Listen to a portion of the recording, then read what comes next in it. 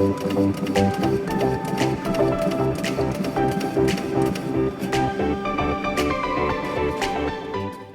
going on, guys? DadDash here, and I wanted to come to you today and do a small little video here on 3 things not to do when working food delivery. And this is geared more towards somebody who's fresh in the gig economy, who's just starting out. And I want to go over just 3 quick things that you should keep your eye on if you're new to the gig work and you're new to the gig economy. So, first thing we want to talk about is do not accept every order.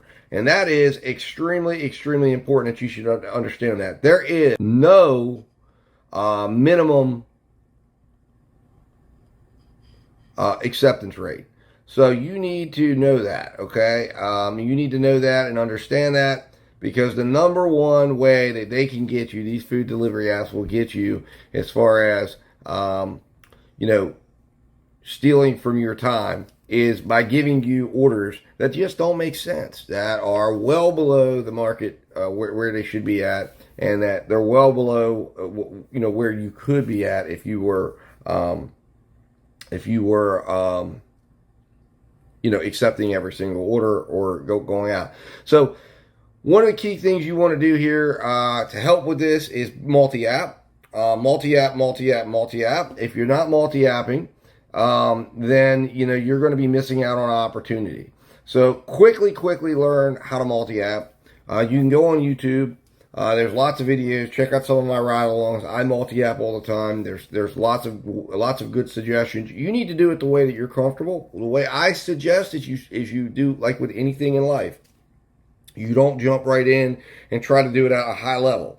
You learn it. And the way you learn it is turning on 2 apps at a time, and then you turn one off when you get done. Eventually, you're going to leave the apps on. Eventually, you're going to add a 3rd app and a 4th app and a 5th app. As you get comfortable, the more apps you're adding into your everyday routine, the more opportunities you're going to see, and the easier it's going to be for you to make your money and reach your goals. And that's why multi-apping is such a strength.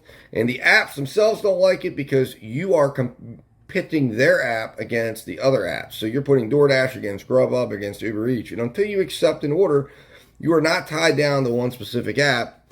And then even when you do accept an order, as we'll get into number 2, you still have options, and you can still allow them to have to compete against the order you're on until a certain period of time. That is when you've picked up the food, and the food is in your car.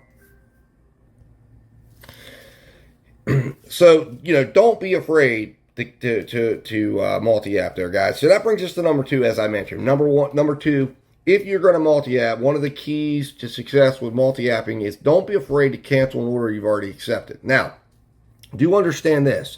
You have, and this number is DoorDash's number, but I believe it's similar to all the apps. They're going to let you, they only expect you to take 80% of your orders. They expect that 20% of the orders that you're going to accept that you may have to get out of. That's due to restaurant wait time. That's due to maybe something happening on the way there, or just maybe it being longer than what was expected. But they're expecting that you're going to get out of 20% or less orders. So what does that tell you? What that tells you is don't be afraid to cancel, but at the same time, don't do it all the time either. You've got to have, I do a running count where I try to just keep track of the ones that don't show me. DoorDash will show you.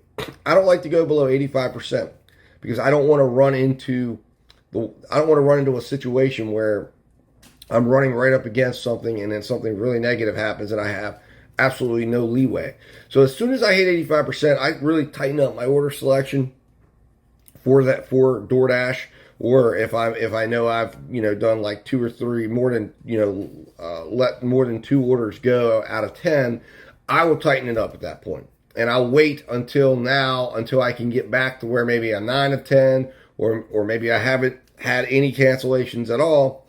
And just remember, the app that you're not very busy on, it's important that you're keeping some sort of running count on, because those can get, that percentage can rise faster on an app that you don't do as much business with. So it's important, you may not feel it because it may be like, hey, you're doing 2 or 3 orders a week, or maybe you're doing 5 or 6 orders a week, and maybe this week you did 2, and the next week, and then 2 weeks goes by and you do another 3, but you're only doing, 5 a week. So you're not, those are stacking up. And then all of a sudden, out of nowhere, you have a problem, as some people have reported, and you're like, wow, what happened? But the point is, keep a running count, keep an eye on it, but don't be afraid to use it. If you have to do it, get out of it, all right? If you've made a mistake, if there's a really long wait, if something isn't going right that you don't like, get out of the order. But at the same point, make sure that you're not doing this too excessively. The third thing is, have a goal that you don't work with no goal. Have a goal. And that goal needs to be something, whether it's $25, you're looking at every cent, whether you break that down to every hour, every half hour, every day. Now, when you first start out, I'd encourage you to pay attention, to say, hey, listen, I'm going to pay attention to an hour, right? So when you go out, it's 9 o'clock, and you go, okay, at 10 o'clock, I'm going to check in and see what have I made since then. All right, now it's 11 o'clock, what have I made? It gets easy for you to track, and you get like a real-time feel for what's going on.